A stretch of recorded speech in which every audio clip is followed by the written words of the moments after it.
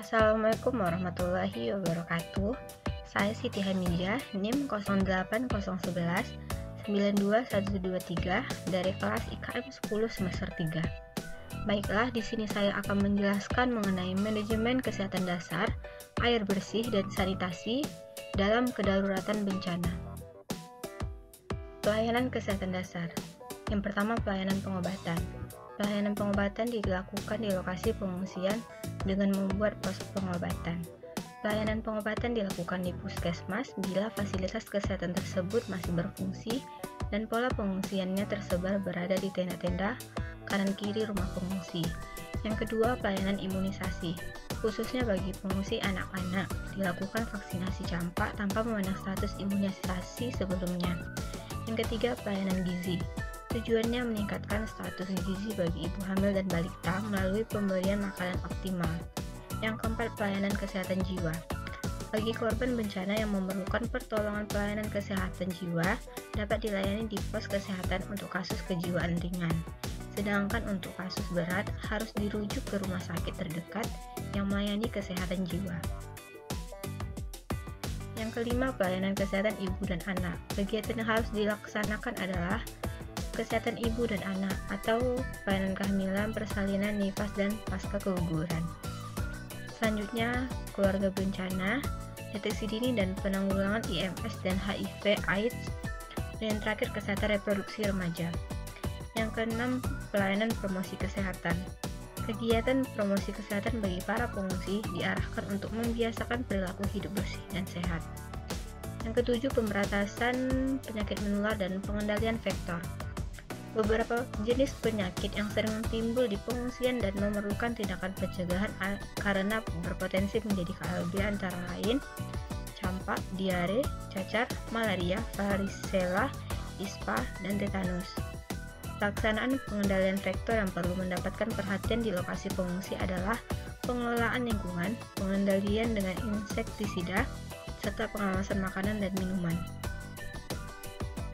Penyediaan air bersih. Ketersediaan air bersih yang memadai untuk memelihara kesehatannya harus dapat terjangkau. Bila mana air bersih dan sarana sanitasi telah tersedia, perlu dilakukan upaya pengawasan dan perbaikan kualitas air bersih dan sarana sanitasi. Tujuan utama perbaikan dan pengawasan kualitas air adalah untuk mencegah timbulnya risiko kesehatan akibat penggunaan air yang tidak memenuhi persyaratan.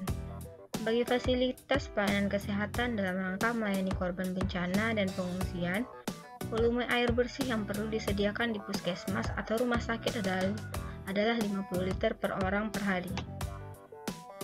Yang pertama, sumber air bersih dan pengolahannya.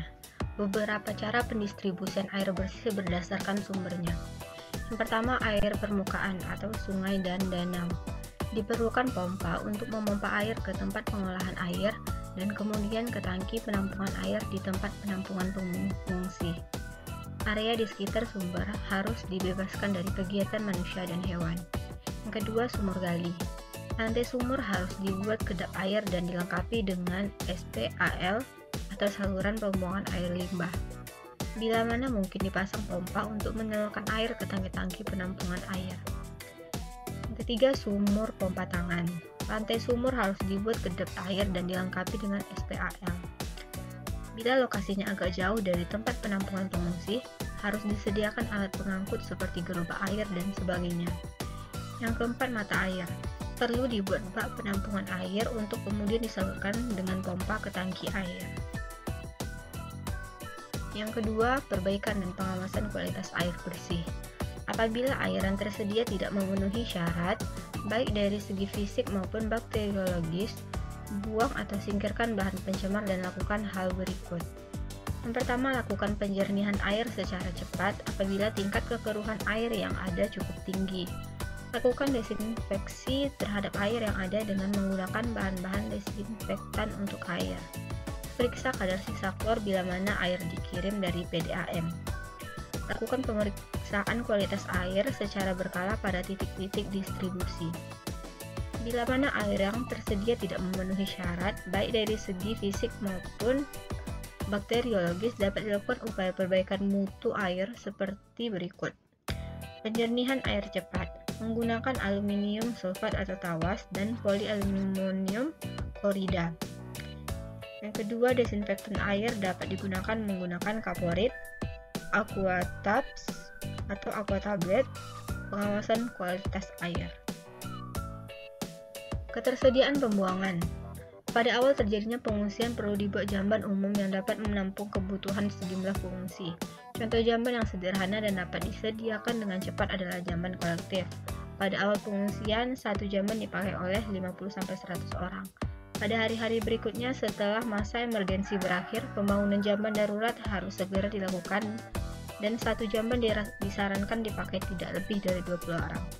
Jamban yang dibangun di lokasi pengungsi disarankan ada pemisahan peruntukannya khusus laki-laki dan wanita, lokasi maksimal 50 meter dari tenda pengungsi dan minimal 30 meter dari sumber air.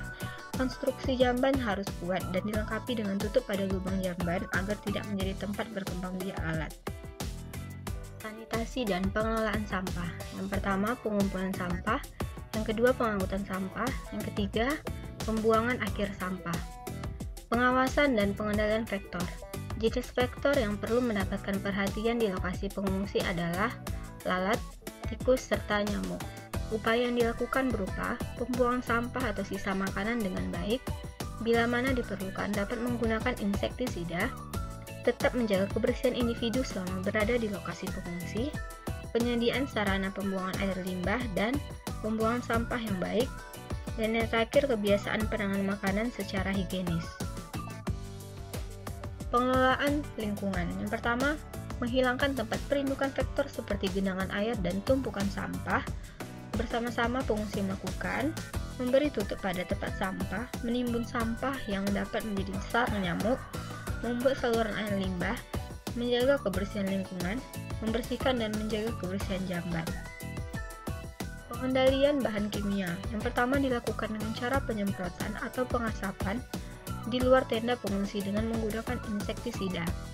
Yang kedua, penyemprotan dengan insektisida sedapat mungkin dihindari dan hanya dilakukan untuk menurunkan populasi vektor secara drastis apabila dengan cara lain tidak memungkinkan. Yang terakhir, frekuensi penyemprotan atau pengasapan serta jenis insektisida yang digunakan sesuai dengan rekomendasi dari Dinas Kesehatan setempat. Pengawasan dan pengamanan bahan kimia. Pengawasan tata cara pengolahan dan penyediaan makanan dan minuman bagi pengungsi bertujuan mencegah terjadinya penularan penyakit melalui makanan dan minuman.